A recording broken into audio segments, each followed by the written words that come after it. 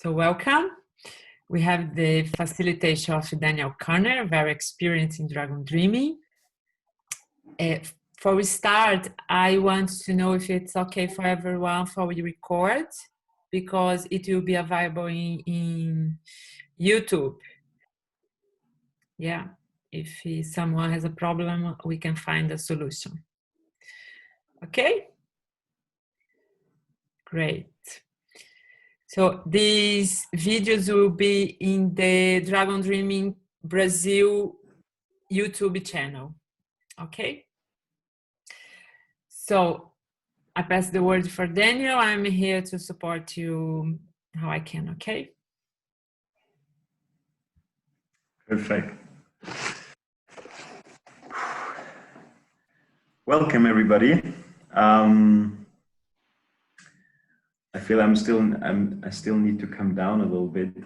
It's been a bit of a hectic day, so my apologies if it takes me a bit of time to groove in. I hope you can groove in with me. So I called this session being a participating observer and an observing participant. And this is something that, as those of you who are familiar with Dragon Dreaming know from John, he always says, try to be 100% participant and 100% observer. And it took me a while to get what he means by that. And it took me a while to get into the depth of what that actually implies. And it didn't come from Dragon Dreaming, my insight and my understanding of what that means. It came actually from my time in the UK at Schumacher College, and I want to share some of my experiences of that time and blend it together somehow with Dragon Dreaming and possibly bring it from a actually science and nature oriented context into a social context. Okay, so that's the journey that I would like to take you on. And it is also really an invitation to keep practicing, keep contemplating, and keep a humility when we are engaging with groups, when we're engaging in facilitation processes or whatever with people, through the experience that there is so much more that we might be unaware of. Okay? I'm gonna share my screen, and you can, by the way, I'm aware that some of the language that I'm gonna be using might be a bit challenging to begin with. So if there's anything that you want me to slow down with or to pause, please do tell me, okay? To begin with, a bit of a story. So when I was at Schumacher, one of the things that became really apparent to me from very early on was the fact that in this alternative science world, there were a lot of people who came from hard science and ended up in philosophy. Or like David Bohm, for example, who was in the 50s, a student and a protege of Albert Einstein. He ended up being completely obsessed almost towards the end of his life with dialogue and communication and with perception. And similarly, David Bohm, when he was still a physicist and studied wholeness in physics, he had a student, Dr. Henry Bortoft, who also, through the act of studying wholeness in physics, ended up leaving physics to become a philosopher and focus on perception and the senses. And then there are another few examples. People like Shantena Sabadini, an Italian physicist who studied black holes in the US, also ended up in a completely different area. And I was like, oh, what's happening there? Why do people are so focused after being in like real big people in their field? I mean, David Bohm's work is still today, David Bohm's work on relativity is still a classic in the field, you know, and yet he almost abandoned physics and ended up in a very different direction. And I was like, what is this about? And it seems a common area is really this element of perception. And the fact that there is a misconception in the way most people engage with the world on a day-to-day basis. And therefore also very often we as facilitators, as group leaders, as people who engage with groups or individuals might be engaging with them. And one of those misconceptions is the fact that we believe that what we perceive is reality, and that what I perceive is exactly what somebody else perceives. This is one thing. The fact that basically the assumption that everyone sees the world as it is. And this is something I would like to challenge. A very easy way to challenge that, and a very easy way to, I wrote down here on the very first slide, catch seeing in the act.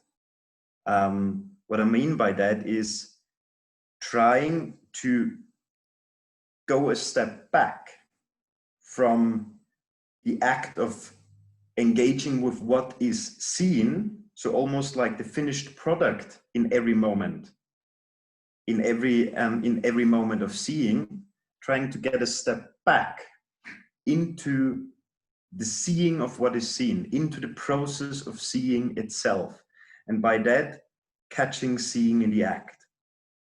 This is something that can give us a bit of an idea what I mean by the assumption around reality. Okay, so I'm going to share a picture with you.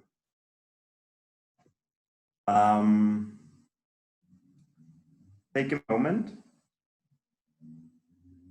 and when you have the feeling that you can see something there other than just black and white blotches, give me a sign. Okay.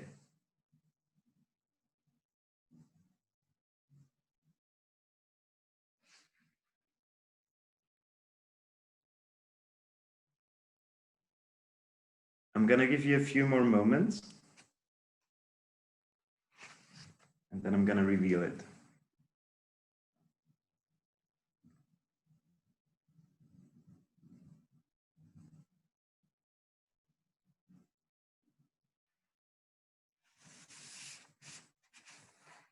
Okay, so do you want to share what you see? Anybody? See a giraffe. Okay, anybody else? Okay. I see a smile face within the face of the giraffe. Mm-hmm. Does anybody not see the giraffe?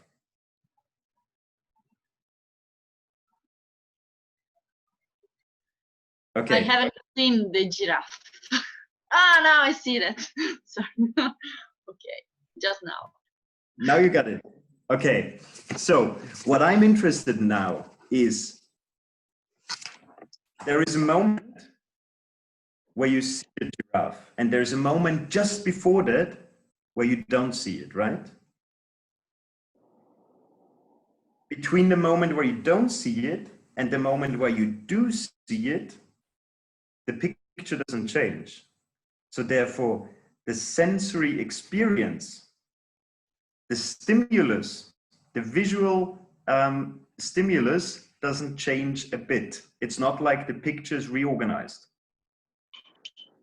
It's happening in this moment of, now I got it.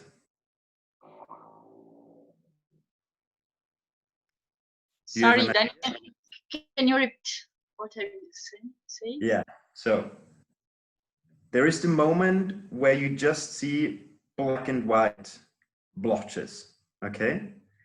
And then there is the moment where you see the face of a giraffe. And before you see the face, so when you only see black and white blotches in a circle, and the moment where you see the giraffe, the picture stays the same in both moments. Nothing changes. It's not like I changed the picture, okay? So it's not like the sensory stimulus in any way changes. In one moment, you don't see something meaningful, and in the other moment, there is something. In that case, a giraffe. Okay? So what is happening? What is happening in the moment of, now I got it? Daniela? My brain, the moment is the dots is looking for giving some structure to it. So the moment it managed to see a form that is familiar, it configures it all to see that form. And what I see is that even if I try, I cannot, after seeing the giraffe, I cannot go back to not see it. Yeah. Yeah. And this is a really interesting point. Great. You cannot go back to not to unsee it. Now it's there, right? But what happens, and this is exactly where I wanted to get at. Thank you, Daniela. We add something to the seeing itself. So to add another layer to that, if I show this picture to somebody who has never seen a giraffe in his life, the person can stare the whole day at this picture. He or she will not see anything in there. Or maybe there's something else that we don't see. But the person will definitely never see a giraffe. So in some ways, the giraffe needs to be in the seeing, not in what is seen. Okay? Henry Bortoft used to say, in order to see the giraffe, you need to see giraffely. Okay? You need to have the concept of the giraffe in order to make sense of this image. All right? So what we see there is that there is an extra sensorial factor to seeing. There is a factor to the seeing that is not part of what comes in through our senses. Okay? That's the first one. This one, I guess you know. So this is one where I have a square. Now, it's not called a square, a cube. And I can flip it around. So I can have here this as a front side, but I can also have this as a front side.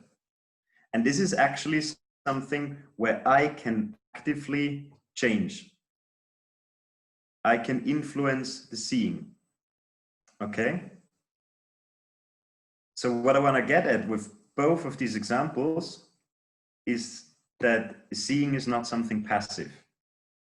Seeing is something very active from our side as well.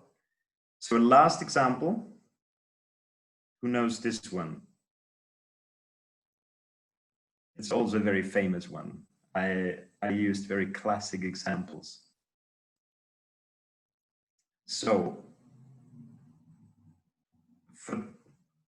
let's ask like that, who doesn't know this image? Okay, what do you see, Rafa?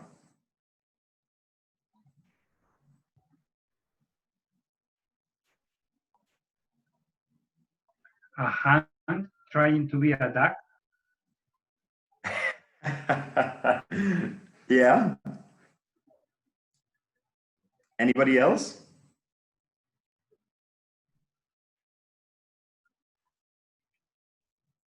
So it's the first time I see this, and I see a duck and I see a rabbit. Uh-huh.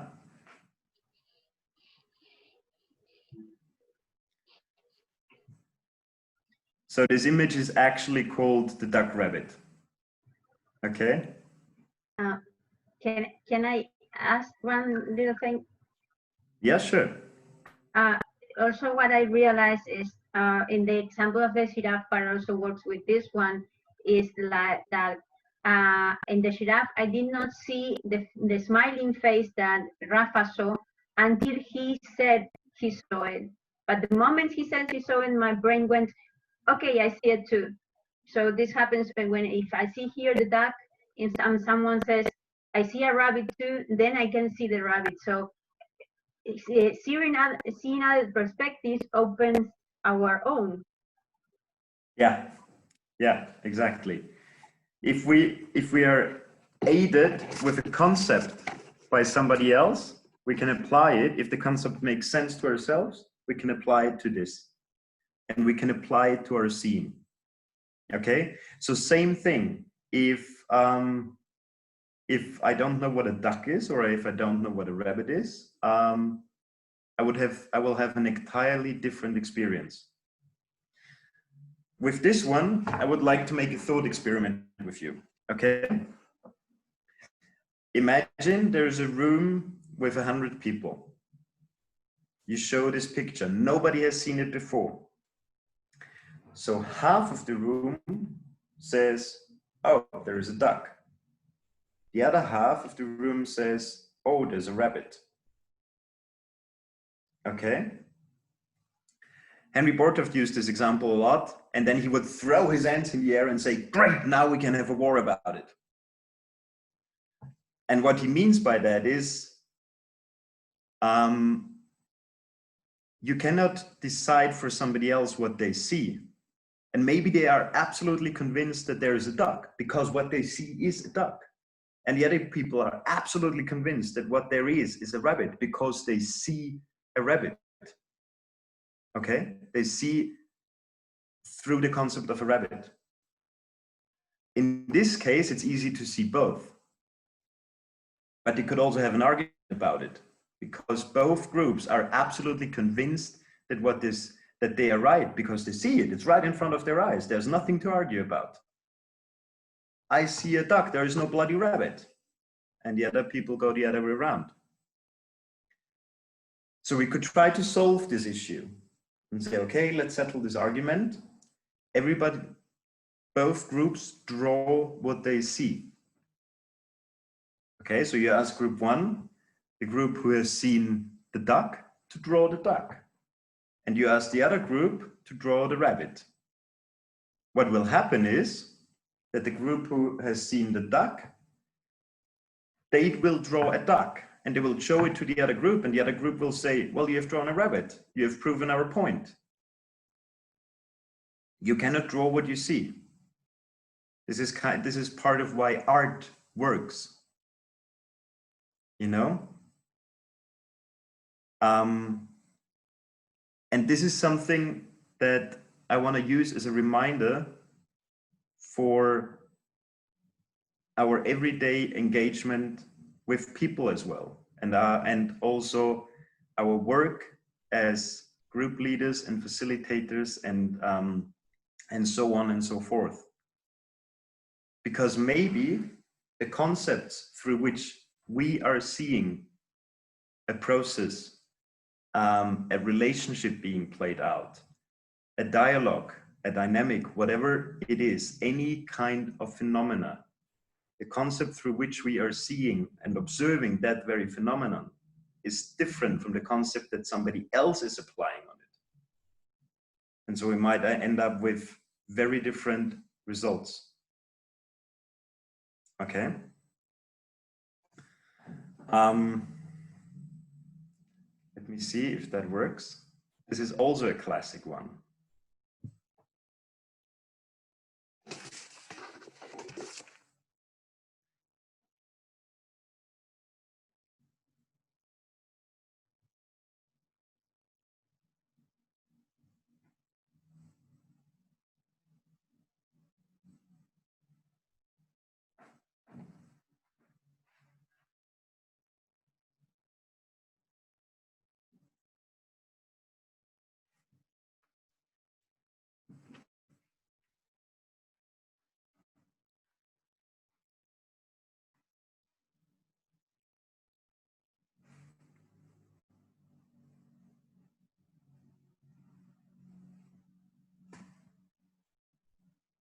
So, who knows this one? Okay. For those who don't know it, who has seen the gorilla?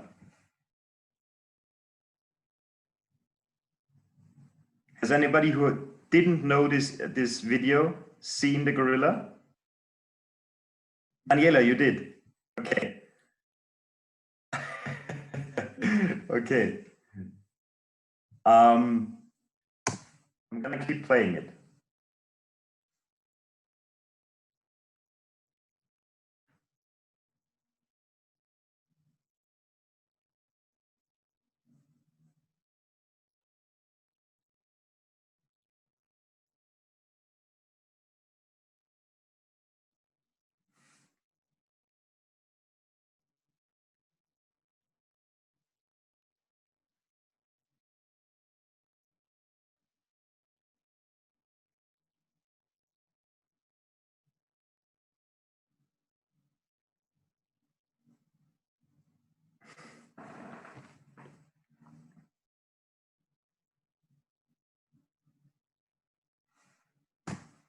Okay.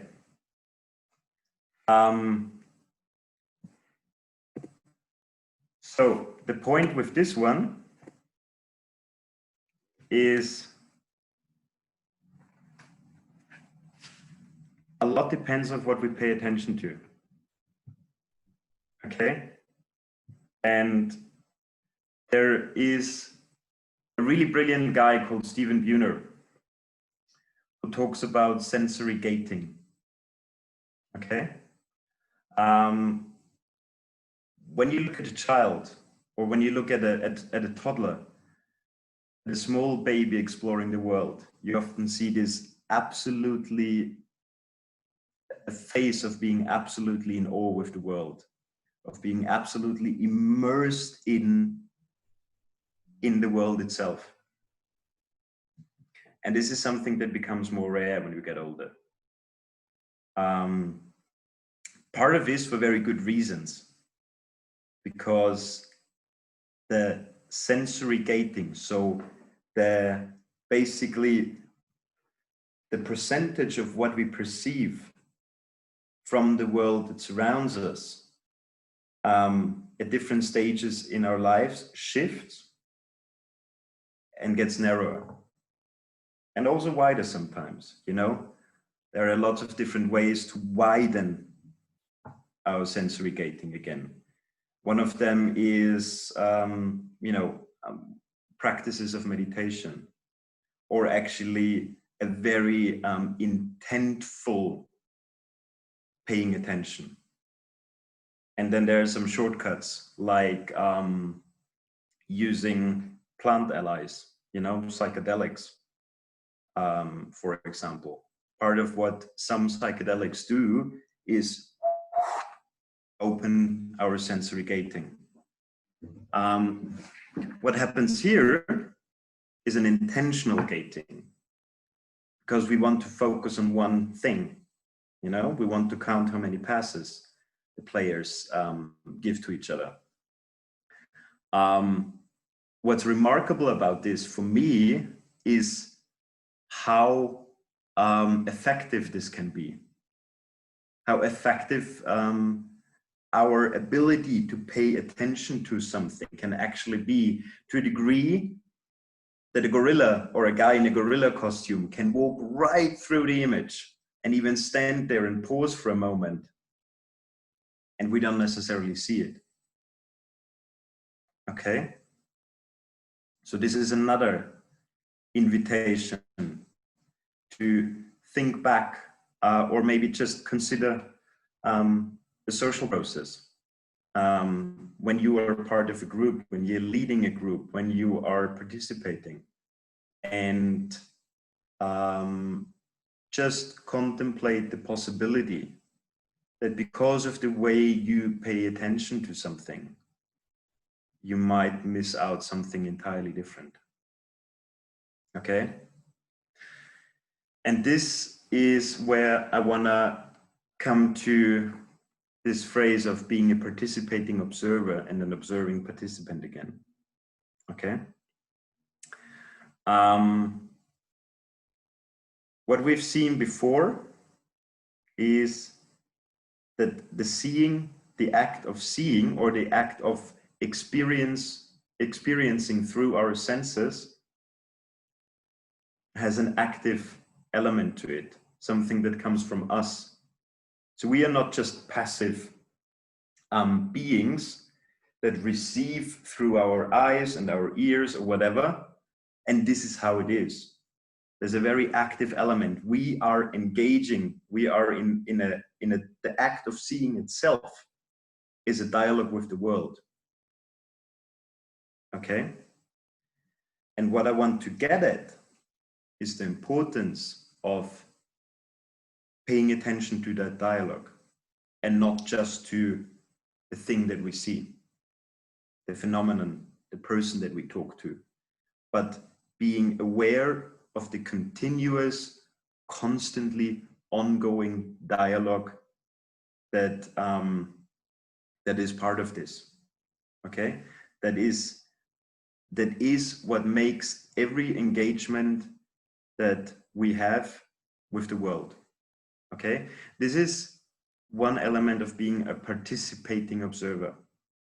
I am participating in this dialogue, and I'm aware of the fact that there is actually a dialogue. I am possibly, and sometimes it's only just for a few moments, being able to observe myself as I am participating, as I am part of the process. Okay? I'm being able to be and observing myself and observing the process itself, the process of engaging. I'm an observing participant. And I am a participating observer, in the sense, if I am observing, you know, we often think of observing as something completely passive, and there's participating as something completely active. And if we contemplate this dichotomy of passive and active, we might end up with the possibility that there sits something between, which is actively passive and passively active. We might call it receptive. Okay? And in Dragon Dreaming, we have one practice that can really help us with getting into a more receptive state, in being able, if just for a few moments, to become a participating observer again, and an observing participant. And this is Pinakari. Okay? For many years, I didn't treat it like that. I just exclusively treated it as a way to just, you know, shut up the little voice in my head, and that's it. But it's actually something that can help me to widen my senses and really pay attention to this dialogue, is something that goes a bit beyond just silencing the little voice, for me at least.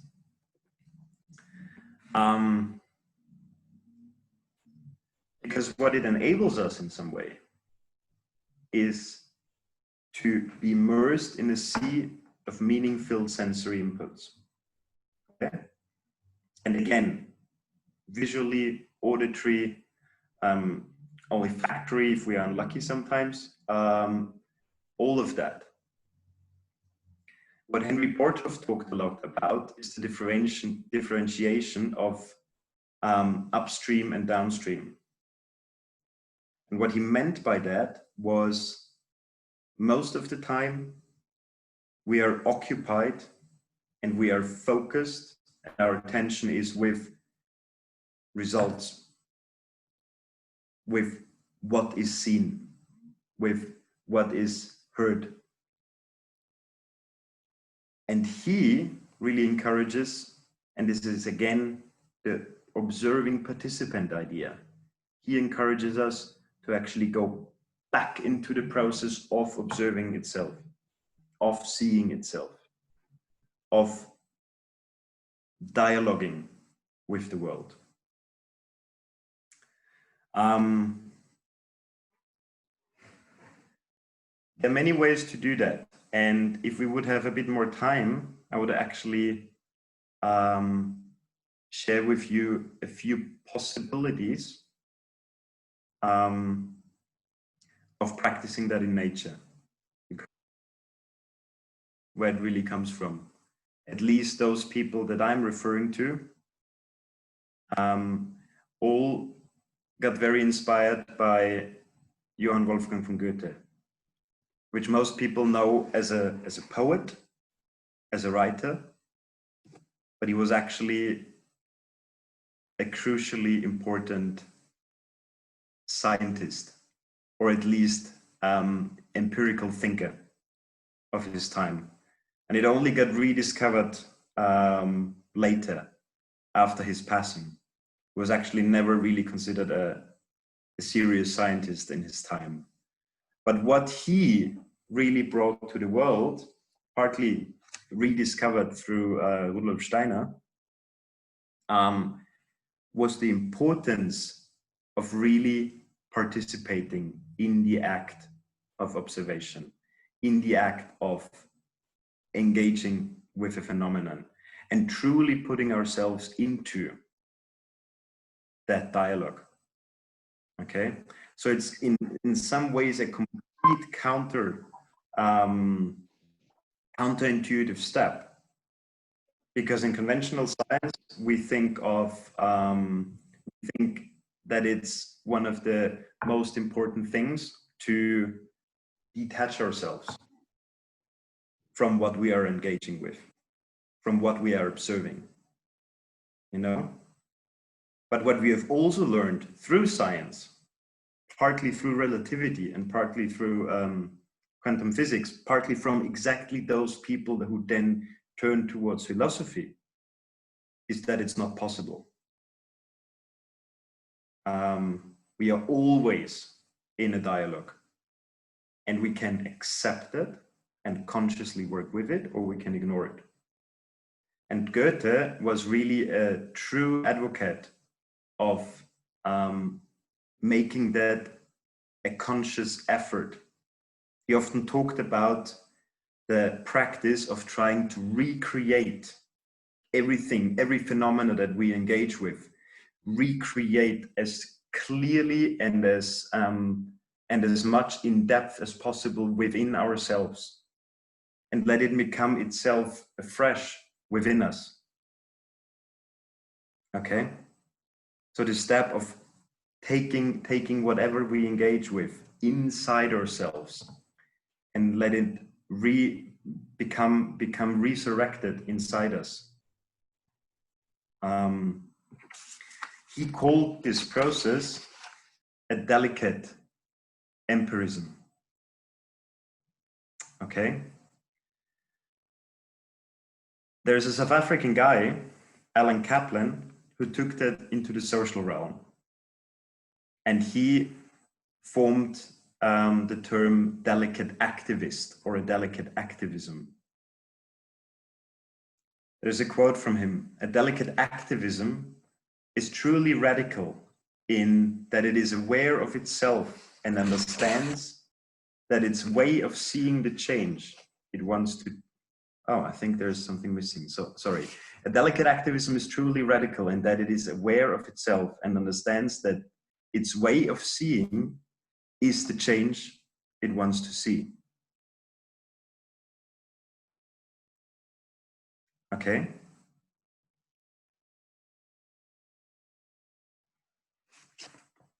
We can talk about that in a second. And I actually want to come to a close very soon and open this up.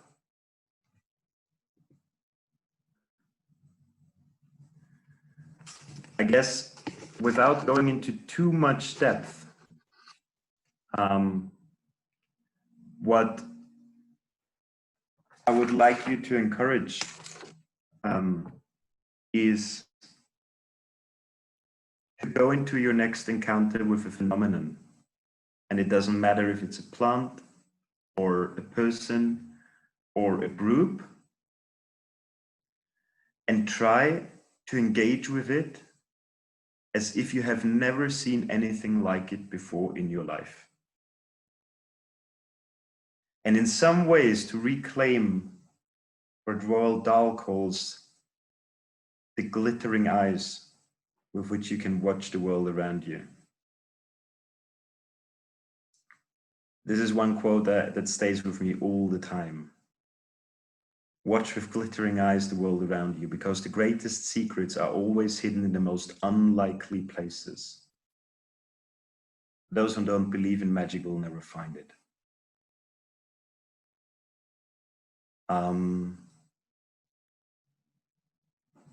With those few experiments, I hope I could show you a little bit that it doesn't matter in what situation we are, and it doesn't matter if it's in contact with nature or with people. It's very easy to let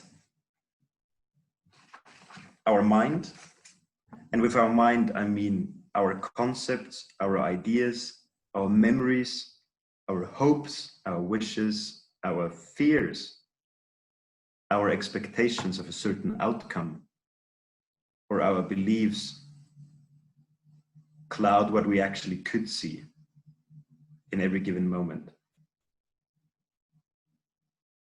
And just through becoming aware of that possibility, that something might cloud our perception in a way that is not exclusively useful to the process that we are engaged with, is maybe enough to open up just a little bit. And Pinakari can be one element that can help you to open up.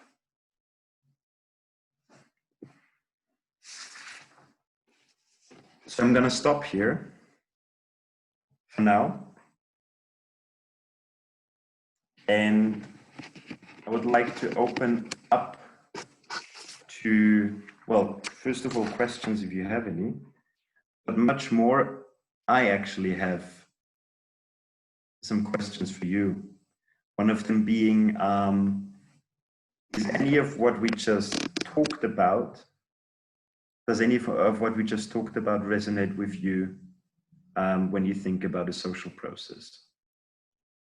And can you relate to the sensory gating and the attention element?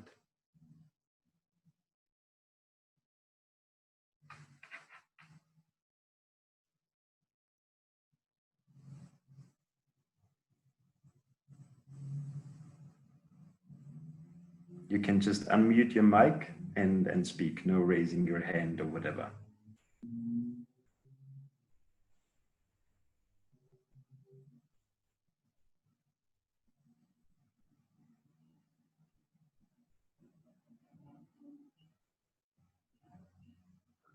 I enjoyed, I liked. I was wondering about this participative observing and kind of an aha with active listening. You know, if in active listening you have like tools and how to do it, I was thinking like for participative observing, what can I do to actually engage in a participation while observing, and vice versa, you know, in the case of observed participation. So I was kind of going in my own head about this concept, and it's really fascinating. Thank you. Mm-hmm.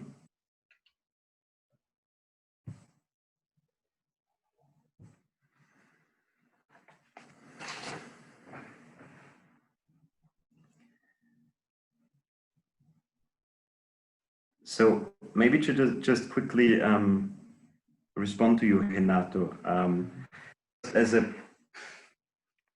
little exercise, then might give you a sense of what I'm talking about in practice, is what is called soften the gaze. Okay, I'm The issue is, normally I would do that outside. Now we are all sitting in a room. But what you could try to do is find something in front of you, and maybe you have to turn away from the screen for a moment. Find something that is maybe 2 meters or 3 or 4 meters away from you. Some point, doesn't have to be large, and focus on that. Okay? And put all your attention on that very thing. Normally when I do that outside, I like to do that with a tree or something, you know, and you would focus on one simple leaf and try to take in everything that you can about this point that you're focusing on. Imagine the texture, pay attention to the color, to maybe imagine how it might feel to touch that object, and don't take your focus away from it. And then, whilst keeping your attention on that one thing, I would then invite you to bring your arms up and stretch them out completely, but to the side. Keep your focus on that one thing and stretch them out as far that you can see your arms, that they're not part of your visual field. Okay? And then start wiggling with your fingers. Just start moving your fingers and just start slowly to bring your arms in. Really slowly. So your arms are horizontal to the floor, more or less. And whilst wiggling your fingers, you start to bring them slowly in, and therefore slowly start to enter the visual field. But you still stay with your focus and your attention to on the object that you chose. And just when your fingers, the movement of your fingers starts to enter the visual field, so you can see that I might move my hands in like this, okay? Just when your hands or the movement of your fingers starts to enter your visual field, you get a sense of how wide your visual field actually is. And it's much larger than you might have guessed, at least on the horizontal axis, okay? You could also do that with the vertical axis. Of course, it would be much narrower because our eyes are lined up like this. And what you can try to do is, and try that outside, focus on that point, move your hands in, keep your focus on the point, and then when you have a sense of how wide your visual field is, try to soften the gaze. And with that, I mean, only very gently keep your attention on the spot that you chose, and at the same time try to take in everything else that is part of your visual field. Okay? And relax whilst you're doing that. Relax your eyes. Okay? This is not like, I want to pierce the object that is in front of me. No, I want to take it in. I want the object or whatever is within my visual field to reveal itself to me. Goethe did that over hours and hours and hours and hours. And there is actually a practice of observing that is linked to that, where you basically observe one, it might be a flower, you know? Or what I did it for quite a while with a banana tree. You observe it for hours and hours. And every time when you feel there's nothing else to see, because you think, oh, you've seen it all, you know, there's nothing more. You try to close your eyes, you've seen through your imagination in your inner eye. And what you will see every time you do that is that there are missing spots that you can actually not fully create the plant. that there is something that you've missed out. And then when you open your eyes next time, you go back to the very thing that you couldn't create in your mind. Because this is the feedback that you get, that there is something else that you haven't seen. And this can be a process of going back and forth, engaging with the phenomenon, and then recreating it in your mind, and then engaging with the phenomenon again, and recreating it in your mind. And it's now very difficult to describe is what happens if you do that continuously, because it will start to unfold within yourself and get an aliveness of its own within you, that you wouldn't have thought of being possible. Okay? But it requires this continuously, almost stubborn attitude of, there is something more. There's something more. There's something else that I didn't see. There's something more to learn from this. There's something more that it could reveal itself to me, that it could reveal to me. Okay?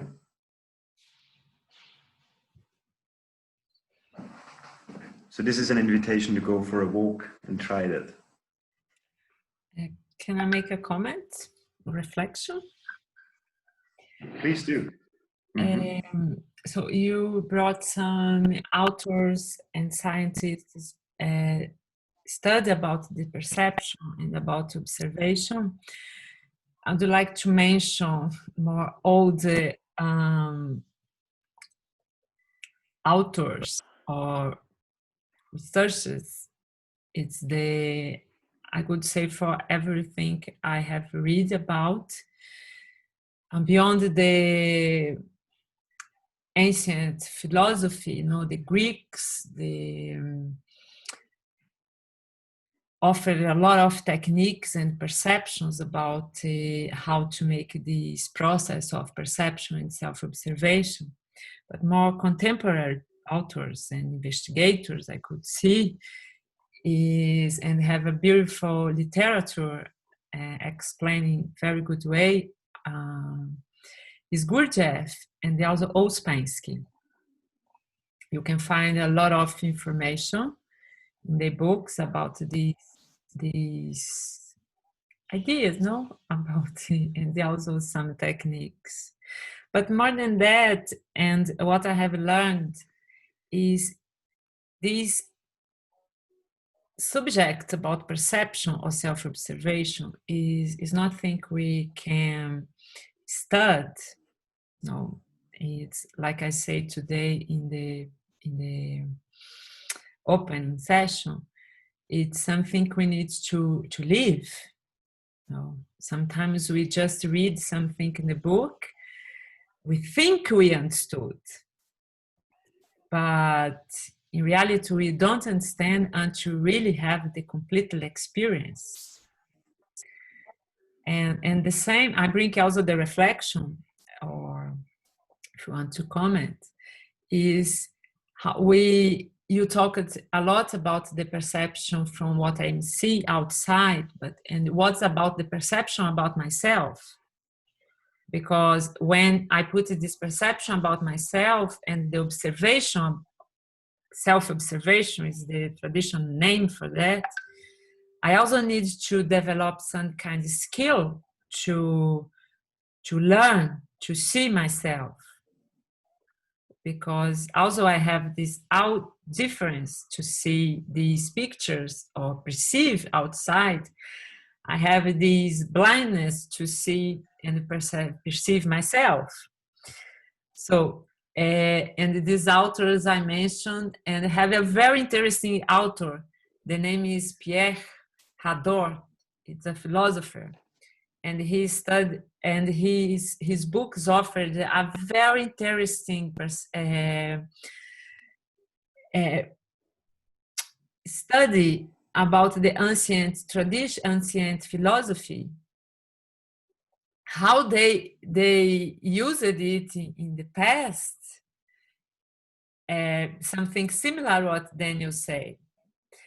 And something come in my mind is because these people in the past, the ancient, the Senoic, the Greeks, that people, they didn't,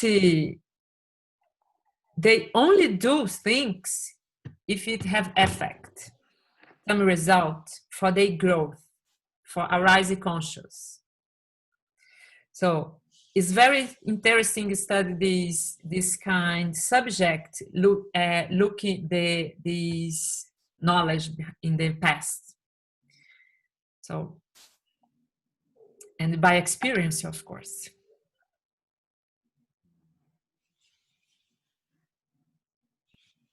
I'm very glad that you joined this session because I was secretly hoping for that comment. Also because I know this is the images that I've used are very, very known in Gestalt. Yeah. I guess what Lisandra is speaking about is also really just this phrase, becoming an observing participant, becoming a participating observer.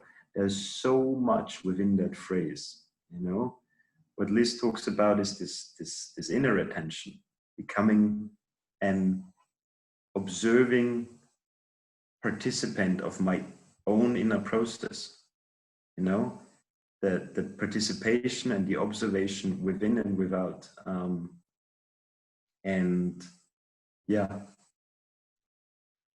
there's, I feel like this is one of these phrases that I can sit with for hours, because it has so much to offer.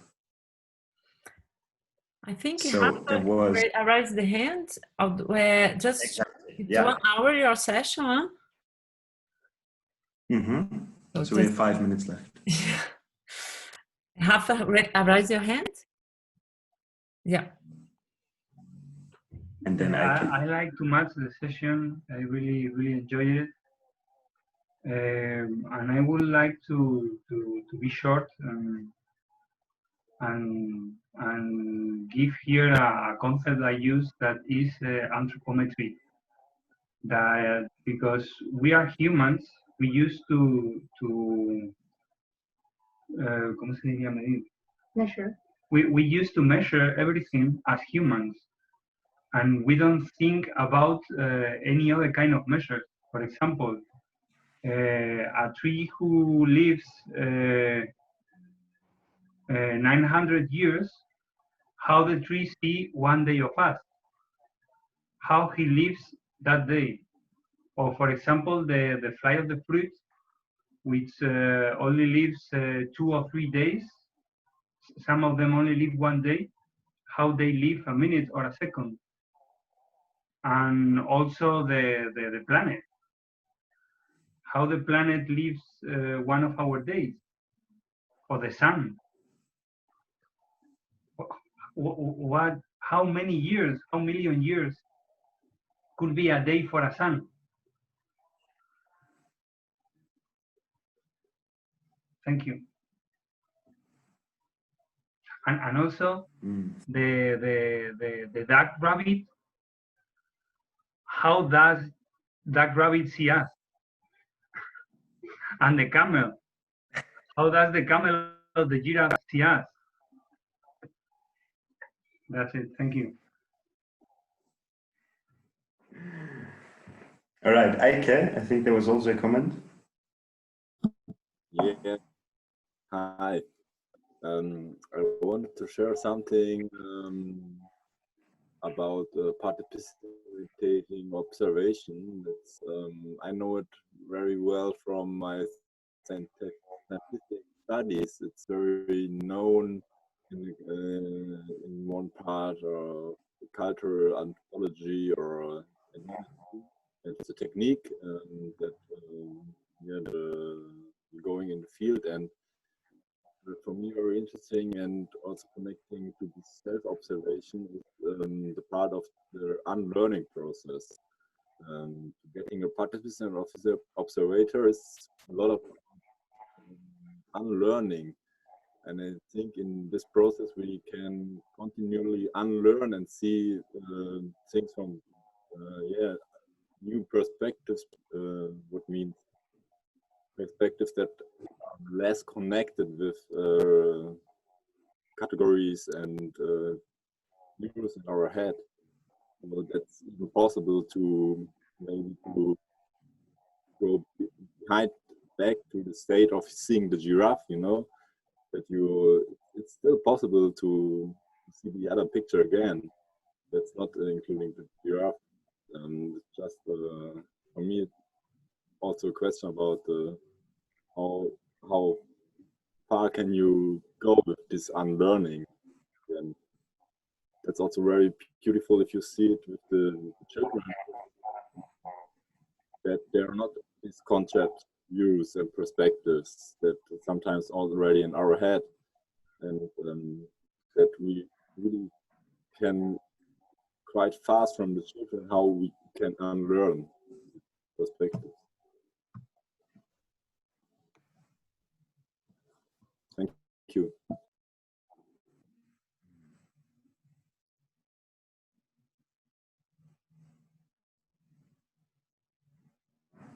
Thank you. Yes. Thank you for those thoughts, and I think it is very helpful if you are in a group and when you have the leading role and you have this at the same time you're a participant and you take a leading role, and if you're able to have this attitude you described and we experienced the last hour, it's helping the group very, very much. Going from participant to leader. And yeah, that was my comment for and experience for the last couple of years. Thanks.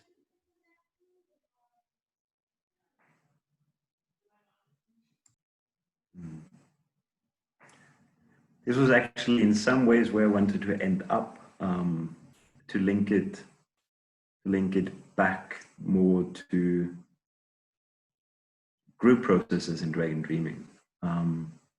Because one of my biggest ahas really in linking those together was this, this sense that so many of the blockages in projects, so many of the difficulties of arguments are actually based in different perceptions of the same thing. And so what I started to try to do and you know, it's a practice and it so often fails, or so often, at least I forget about it. But make a real conscious effort to try to see if there is something else. If I have an argument with somebody, try to see if there is something in what they might experience that I'm not seeing. And trying to put myself into that. Because in so many cases, I think, and this is, you know, this is part of Arnold, what I think Ulrike is doing a session on that. So work around conflict and group processes is understanding the other perspective and just contemplating the very possibility that the conflict arises because I'm actually too narrow in my attention, or I'm actually so much focused on an expectation that I put onto the situation that I blank out 80% of what is actually happening. And yeah, so I guess this is also my invitation. Practice humility by contemplating I think the very fact that there might be so much more that I'm not seeing in every single moment of engaging with the world, that could have a massive influence on what I engage with, on the dynamic between people, on the dynamic in groups, on relationships, on every single encounter that I have with something else that surrounds me. And I think we have to stop. Even if we are the last session. But I think if there are no burning thoughts, I would bring this to a close. It's the last session for Europe. In Brazil, we are just starting. Oh yeah, of course. So all head over to the Brazilian site and keep going. Yeah, we keep going here. You are welcome to enjoy the Portuguese Brazilian works.